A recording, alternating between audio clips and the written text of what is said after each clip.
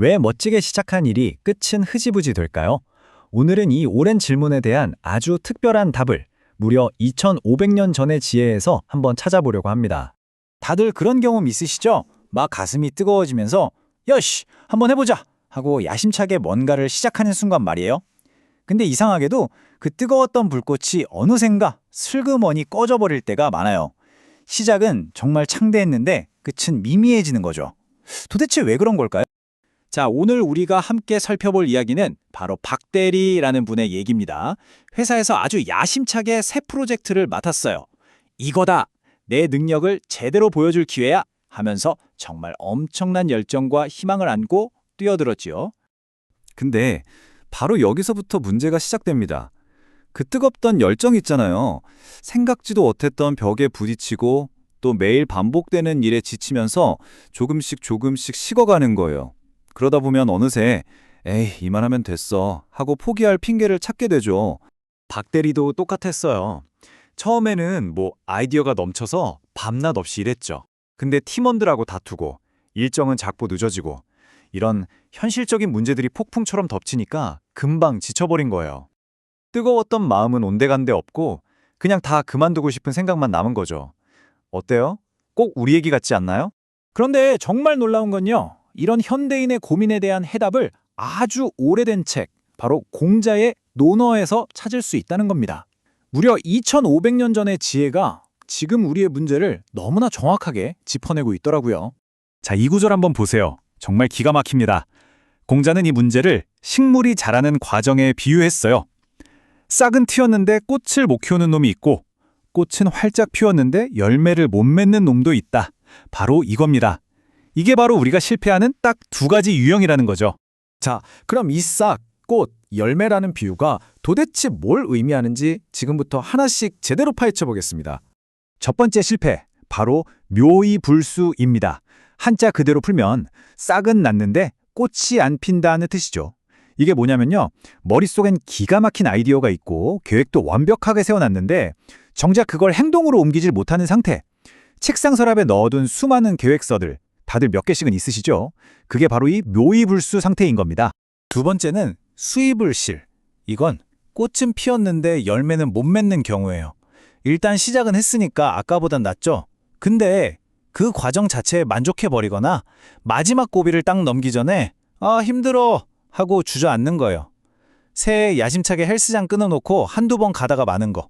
이게 진짜 전형적인 수의불실이라고 할 수 있죠. 이 한자들을 하나하나 뜯어보면 의미가 더 확실해져요. 보세요. 쌍묘자는 밭 뒤에 난 풀, 그러니까 딱 가능성이죠. 꽃수자는 벼가 쑥 자라나는 모습, 바로 실행을 뜻하고요. 그리고 제일 중요한 열매 실자는요, 집안에 있는 사람들에게 귀한 걸 꿰어서 준다는 뜻이거든요. 이게 바로 다른 사람에게도 가치가 되는 최종 결과물을 상징하는 겁니다. 자, 그럼 성공으로 가는 길은 이제 명확해졌죠? 먼저 잠재력이라는 싹을 틔워야 하고요. 그걸 행동으로 옮겨서 꽃을 피워야 합니다. 그리고 마지막으로 온갖 어려움을 견뎌내고 마침내 열매를 맺는 것. 이 세 단계를 모두 통과해야 진짜 성취라고 말할 수 있는 거예요. 다시 우리 박대리 이야기로 돌아와 볼까요? 박대리는 이 비유를 딱 듣고 무릎을 탁 친 거죠. 아, 내 문제가 이거였구나. 계획도 세웠고 실행도 했으니 싹도 틔우고 꽃도 피운 셈이에요. 그런데 팀원들하고 갈등하고 일정이 꼬이는 그 압박감, 그걸 못 이겨서 마지막 열매를 맺지 못하고 있었던 겁니다.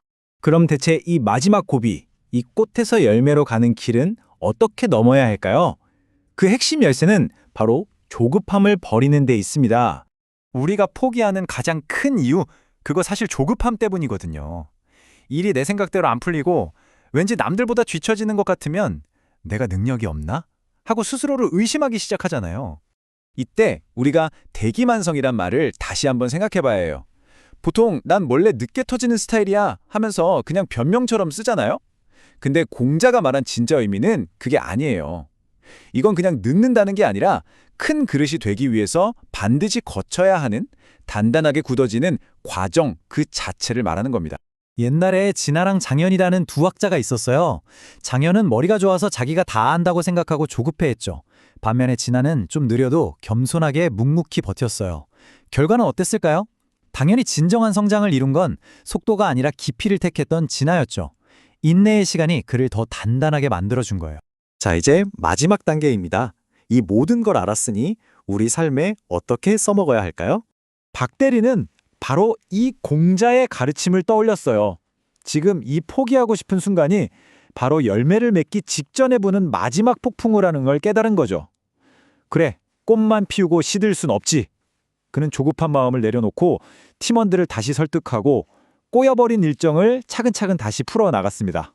정말 가장 힘든 시간이었지만 역설적으로 가장 단단해지는 시간이기도 했죠. 그리고 마침내 결과가 나왔습니다. 성공적으로 프로젝트를 끝낸 거죠. 이 달콤한 열매를 손에 쥔 거예요. 근데 정말 중요한 건 눈에 보이는 결과물만이 아니었어요. 그 힘든 과정을 이겨낸 자기 자신에 대한 믿음, 아, 나도 이 단단해지는 시간을 통과했구나 하는 그 자신감, 그게 진짜 박 대리가 얻은 최고의 성취였을 겁니다. 결국 성취라는 건요, 한 번의 점프가 아니에요. 싹을 틔우고 꽃을 피우고 그리고 그 꽃이 지지 않도록 비바람을 견뎌내서 마침내 열매를 맺게 하는 것. 이 모든 과정을 끝까지 완수해내는 힘, 그 자체가 바로 성취인 겁니다. 자, 이제 여러분 자신을 한번 돌아보세요. 지금 여러분이 하고 있는 일, 그건 지금 어느 단계에 있나요? 아직 싹을 키우는 단계인가요? 아니면 화려하게 꽃을 피우는 중인가요? 그것도 아니면 혹시 열매를 맺기 위한 마지막 폭풍우를 온몸으로 맞고 있는 중인가요?